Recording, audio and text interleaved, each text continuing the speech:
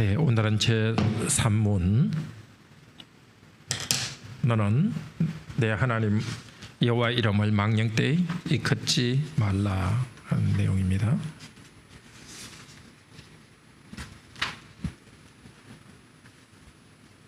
우리 주기도문 찬송이나 성경 뒤에 있으시죠? 그 십계명이 있으시죠? 십계명 제3계명 같이 한번 읽읍시다.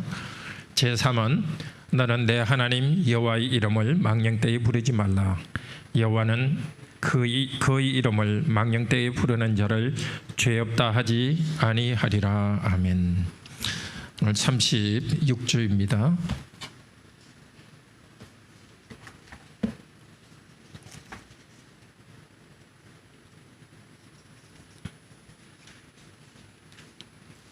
망령되이 걷지 말라. 그것이 우리에게 지금 무엇을 교훈하는가요? 네, 143페이지 문답합시다. 제3계명에서 하나님께서 원하시는 것은 무엇입니까? 우리가 저주나 거짓 맹세 또는 불필요한 소약으로 하나님의 이름을 욕되게 하거나 잘못 사용하지 않는 것이며, 더 나아가 침묵하는 방관자가 되어 그러한 두려운 죄에 참여하지 않는 것입니다. 오히려 하나님의 거룩한 이름을 두려워하고 존경하는 마음으로만 사용하여 우리가 하나님을 바르게 고백하고 부르며 우리의 모든 말과 행실에서 그분의 영광을 얻도록 하는 것입니다. 백문, 맹사나 저주로 하나님의 이름을 욕되게 하는 것은 그들이 할 수 있는 대로 그러한 죄를 막거나 금하지 못한 사람들에게까지 하나님께서 진노하실 정도로 중대한 죄입니까? 진실로 그렇습니다. 하나님의 이름을 욕되게 하는 것보다 더 크고 하나님을 진노케 하는 죄는 없습니다. 따라서 하나님께서는 이 죄를 사형으로 벌하라 명령하셨습니다. 자, 상계명에서 주 하나님께서 원하시는 것은 욕되게 사용하거나 잘못 사용하지 말아야 된다. 예를 들면 저주나 거짓 맹세, 불필요한 서약으로 하나님의 이름을 욕되게 사용하거나 잘못 사용하지 말아야 됩니다. 그런데 방관자도 되어서는 안 됩니다. 자, 적극적으로 어떻게 해야 된다고요?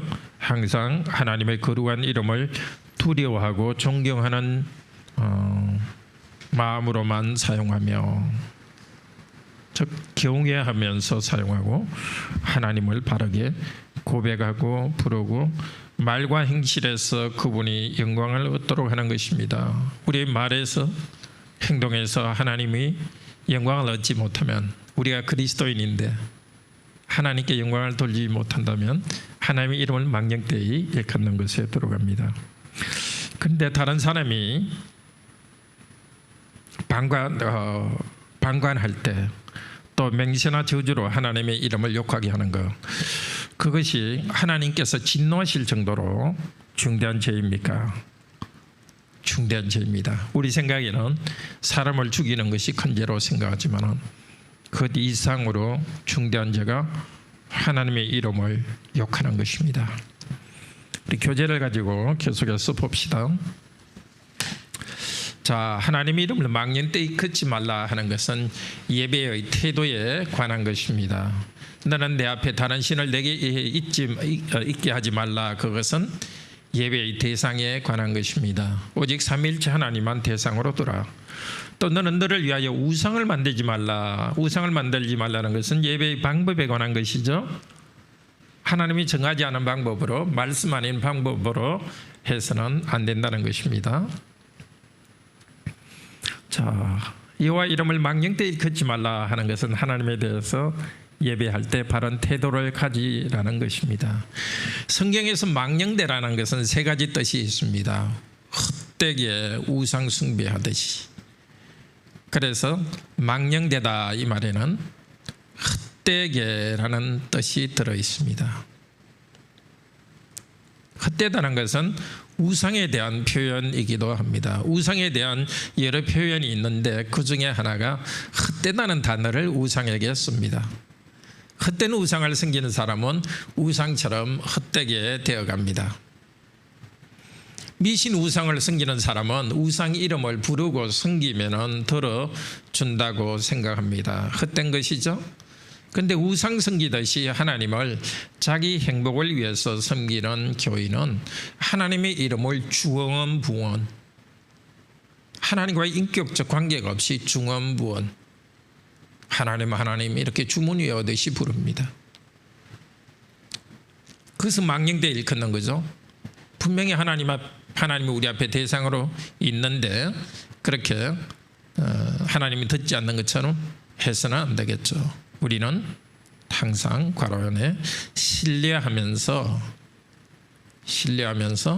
겸손히 하나님의 이름을 부르고 기도해야 되겠습니다.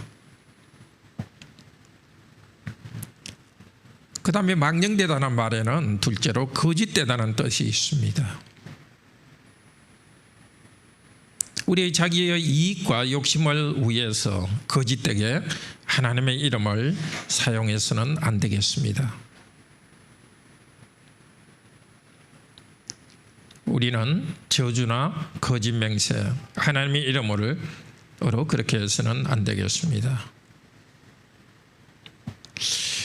정말 조심해야 될 일입니다. 우리 그리스도인들도 하나님을 믿으면서도 자신의 거짓과 하나님을 연결해 가지고 정말 내 하나님 앞에 맹세하는데 이런 식으로 말하는 거짓을 말하는 그것은 참으로 하나님께서 미워하십니다.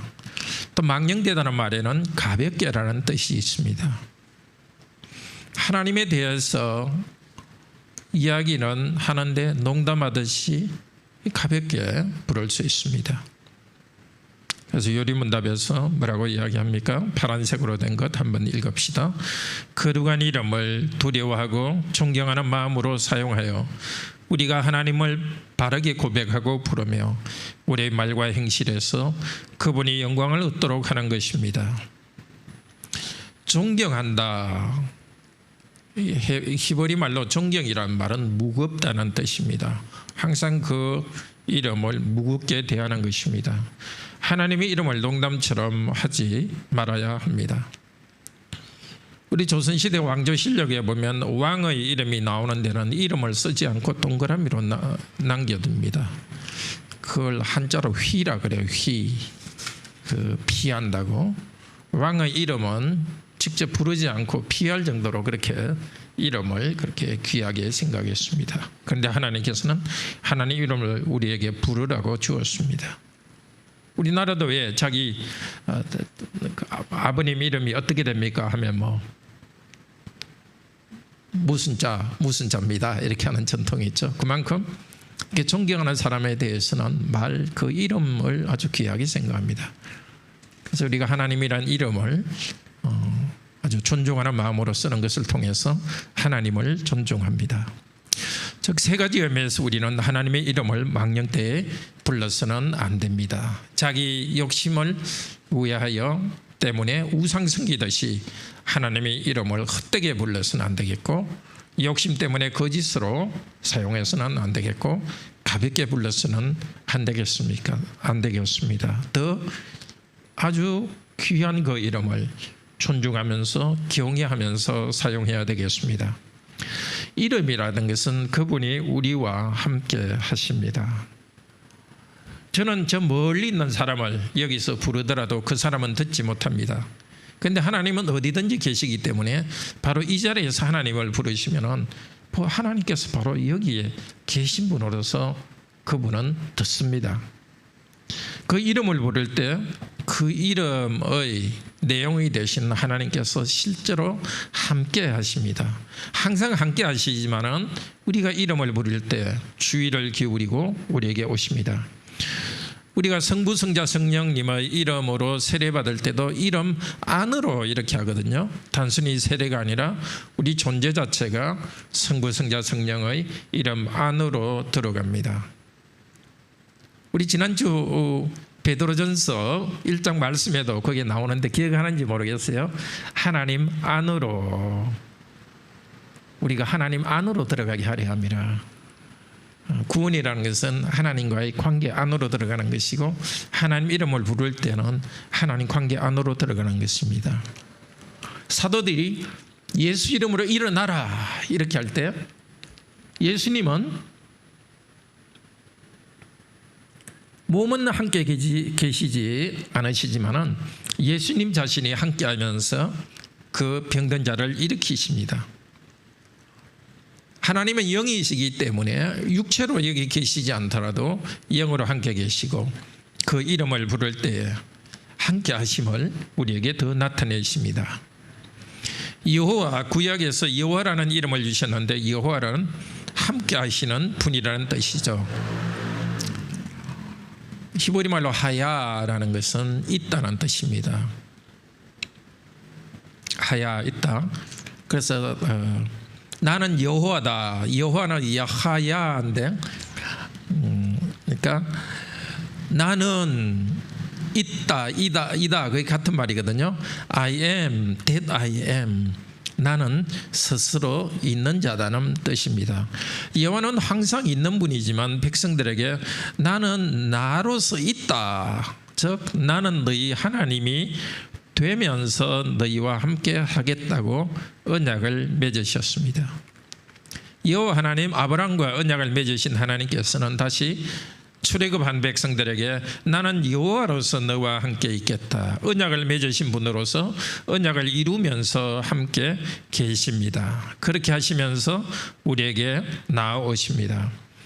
확실히 우리와 같이 계시고 언약을 맺으셨습니다. 그런데 여호와께서 눈으로 보이지 않는다고 함부로 말할 수 없죠.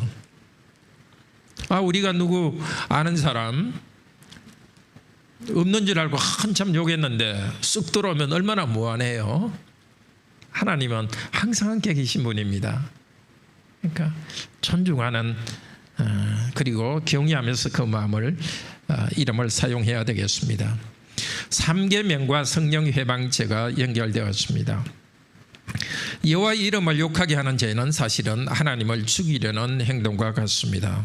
레위기 24장에 보면은 아버지가 이집트인이고 어머니는 히브리인인 한 사람이 하나님의 이름을 저주하였습니다.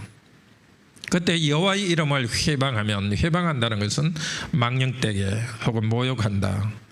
그렇게 하면 반드시 죽이라고 했습니다. 하나님의 이름을 해방한 자는 하나님을 과로해서 죽이려고 한 것과 같은 죄입니다. 왜냐하면 이 말, 해방한 자는 반드시 죽이라 한 말 다음에 무슨 계명이 나오느냐면 이에는 이로 갚으고 눈에는 눈으로 갚으라고 말합니다. 그래서 해방하는 것에 대해서 죽이라고 하는 것은 해방하는 것은 죽이는 것과 같다는 것입니다. 하나님의 이름을 모욕하는 자는 하나님을 죽이려고 하는 것과 같은 큰 죄입니다. 과로안에 죽이려고. 그런데 여기서 회방한다는 것은 하나님께서는 큰 분인 줄 알고도 행한 것입니다. 그 사실이 중요합니다. 마태복음 12장에 보면 예수님께서 귀신을 추방했죠. 그때 바알세인들은 뭐라고 말했습니까? 귀신의 왕 바알세불, 사탄을 힘입어서 귀신을 쫓아낸다고 비난했습니다. 그런데 그 사람들은 예수님께서 하나님의 능력을 힘입어서 하나님의 일로서 이 일을 한 줄 과라원에 알면서 예수님을 비난했습니다. 그냥 어떤 신기한 일이 일어난 것이 아니라 분명히 하나님께서 했다는 것을 알았습니다. 다만 자기들이 사람들에게 인정받는 것을 계속 인정받고 싶었기 때문에 시기해서 비난했습니다. 하나님의 구원을 가볍게 여기는 죄를 지었습니다. 그때 예수님께서는 말씀하셨습니다. 성령 회방죄는 용서받지 못한다고 했습니다. 하나님께서 하시는 줄을 확실히 알고서 성령님께서 그들에게 말씀하시는데도 알고서도 그렇게 했습니다. 히브리서 10장 26절에도 말합니다. 같이 읽읍시다. 우리가 진리를 아는 지식을 받은 후 짐짓 죄를 범한 적 다시 속죄하는 제사가 없고 하나님의 아들을 밟고 자기를 거룩하게 한 언약의 피를 부정한 것으로 여기고 은혜의 성령을 욕되게 하는 자의 당연히 받을 형벌이 얼마나 중하뇨. 이 짐짓이라는 것은 일부러라는 뜻입니다.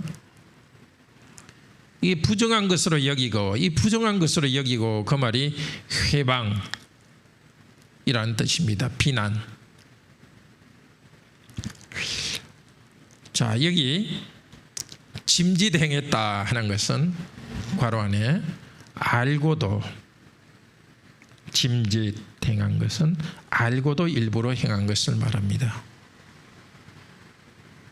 분명히 하나님이 하시는 일인 줄 알고도 하나님의 이름을 회방하면 마귀가 한 반역을 그대로 하는 것입니다. 용서받지 못합니다. 그런데 하나님과 하나님의 교회를 대적했는데도 알지 못하고 할 수도 있습니다. 디모데전서 1장 13절에 사도 바울이 말합니다.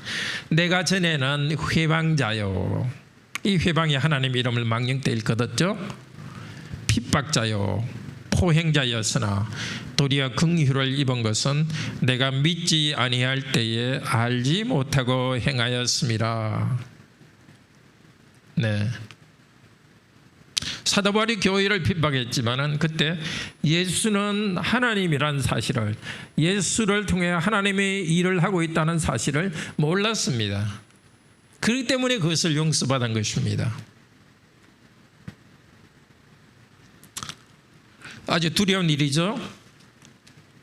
성령의 은혜를 맛보고도 반역하는 그런 일이, 그런 경우가 있다니까 참으로 두려워해야 되겠습니다.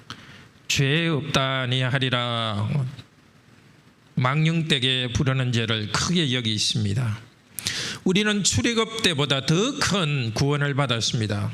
세상 끝날까지 우리와 함께 하시는 하나님께서 우리를 십자가를 통해서 구원했다는 사실을 알았습니다. 성부와 성자와 하나님 아버지께서 성부와 성자와 성령의 사역과 함께 이 하나님 이름을 망령되이 부르지 말라는 계명의 뜻이 더 드러났습니다. 계시의 은혜가 더 풍성히 드러난 이 시대에 우리는 살고 있습니다. 성자 하나님을 믿지 않고 성령님을 저항할 때 이 적극 저항하는 자의 죄는 너무나 큽니다. 교회 안에서 성령님의 능력을 맛보고서도 성령님을 단순한 영향력으로 생각하여, 성령님을 어떤 힘으로, 괄호의 영향력으로 생각하여 기도하고 무엇을 받고 또 다른 사람에게도 성령을 준다 이렇게 생각하는 괄호의 죄가 참으로 큽니다. 사도행전 5장에 보면 아나니아와 삽비라가 교회 앞에서 알고도 거짓말을 했었죠. 사도행전 5장 3절에서 성령을 속였다고 베드로가 말합니다. 그에게 회개할 기회를 주었는데도 저항하면서 반역하고 회개하지 않았습니다. 하나님께서는 아나니아와 삽비라를 죽였습니다. 성령의 이름을 해방하고 망령되이 이끌지 말라. 이것이 지금도 아주 중요합니다. 성령께서 교회 안에서 일하시는데 그것을 알고도 저항하는 것은 용납되지 않는 죄입니다. 우리가 하나님의 이름을 망령되이 일컫는 일, 우리에게 없을 수가 없습니다. 알고도 끝까지 저항하는 것은 그거는 구원받지 못하는 자들이 하는 일이죠. 우리는 그 정도는 아니라 할지라도 하나님이 일하시는 줄 알면서도 하나님의 이름을 가볍게 여길 때가 있습니다. 어떻게 해야 되겠습니까? 예수 그리스도의 괄호의 죄 용서의 은혜를 다시 의지합시다. 우리 주 예수 그리스도께서는 십자가에서 모욕을 당했지만 죽기까지 하면서 하나님의 이름을 영화롭게 하셨습니다. 하나님의 이름을 높였습니다. 그리스도를 본받아 다시 하나님의 이름을 높이도록 합시다. 자, 맞거나 금하지 않는 사람에게도 진노합니다. 하나님의 이름이 망령되이 일컬어질 때에 침묵하거나 방관자가 되어서 그런 두려운 죄에 참여하지 않아야 된다고 가르칩니다. 마태복음 10장 32절 33절에서 말합니다. 너희가 사람 앞에서 나를 부인하면 하늘에 계신 내 아버지 앞에서 나도 그 사람을 부인하겠다고 말씀합니다. 사람 앞에서 나는 예수를 모른다고 그렇게 말한다면 예수님께서도 하나님 앞에서 나는 이 사람을 모른다고 말하겠다고 하십니다. 우리는 마음으로 믿을 뿐만 아니라 공적으로 고백하는 것이 중요합니다. 교회 앞에서 과라원에 시인하도록 합시다. 예수 그리스도를 자신의 주로 고백하는 사람은 미루지 않고 세례를 받고 또 입교를 해야 되죠. 가장 친한 친구가 하나님의 이름을 함부로 사용할 때 입을 다물어서는 안 되겠습니다. 그것은 옳지 않다고 말해줘야 되겠습니다. 주님보다 친구를 의식했기 때문입니다. 직장 생활을 하거나 이웃 사람 사이에서도 하나님의 이름을 아주 모욕하는 일이 있을 때는 그렇게 하지 말라고 우리는 말해줄 수 있어야 됩니다. 물론 지혜롭게 침묵할 때도 필요합니다. 할 수 있는 대로 막거나 금해야 됩니다. 어떤 사람이 기세등등하여서 아주 감정이 아주 고조돼 가지고 하나님의 이름을 모독할 때는 그렇게 하지 말라 하면 더 흥분해 가지고 하나님의 이름을 모욕할 수 있습니다. 그때는 또 침묵하는 지혜도 필요합니다. 예를 들면 예수님도 빌라도 앞에서 침묵하셨습니다. 우리는 주님께 간절히 기도하면서 또 피하고 침묵할 때가 있습니다. 말하자면 과론에 지혜롭게 주님을 사랑해야 되겠습니다. 우리는 하나님의 이름과 관련된 것을 모독해도 안 되겠습니다. 주님의 교회 과론에 성도에게는 주님의 이름이 있습니다. 성도나 교회를 가볍게 비판한 것도 주님의 이름을 가볍게 여기는 것입니다.